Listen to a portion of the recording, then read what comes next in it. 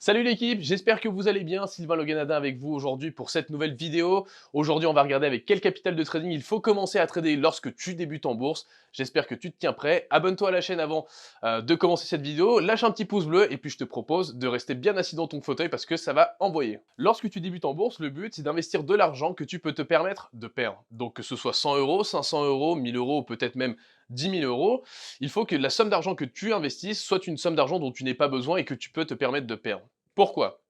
Car tu te rendras compte assez rapidement qu'entre le trading en démonstration et le trading en argent réel, il y a un monde, il y a un fossé qui est abyssal. Pourquoi? Parce que justement, quand tu tradais en démonstration, cet argent n'avait aucune implication émotionnelle pour toi. Ce n'était pas de l'argent pour lequel tu avais travaillé, ce n'était pas de l'argent qui comptait pour toi, qui t'aidait éventuellement à payer tes factures, c'était de l'argent qui n'existait pas. C'était juste une suite de chiffres sur un ordinateur. Quand tu vas investir de l'argent réel, tu vas investir de l'argent pour lequel tu as travaillé, de l'argent avec lequel tu es connecté émotionnellement parlant. Du coup, tes décisions ne seront plus forcément basées sur du rationnel, mais sur de l'émotionnel. Et du coup, tes décisions peuvent être altérées. Tu ne vas pas prendre les mêmes trades que tu prenais en démonstration, tu ne vas pas tenir tes trades aussi longtemps que tu les tenais quand tu étais en démonstration, et tu n'auras pas la même confiance, au début en tout cas, quand tu traderas en réel. Le but donc pour toi est d'investir une petite somme d'argent en réel et de commencer à augmenter progressivement les paliers lorsque tu te sentiras de plus en plus à l'aise avec ton capital. Je t'invite, dans un premier temps, du coup, à investir une petite somme d'argent, de l'ordre de 100 à 500 euros, de te faire la main avec. Et une fois que tu maîtrises le trading en réel avec 100 à 500 euros, tu peux graduellement augmenter ton capital pour justement atteindre un niveau plus confortable de trading qui te permettra de prendre des positions qui te généreront beaucoup plus de performance et d'argent en termes monétaires.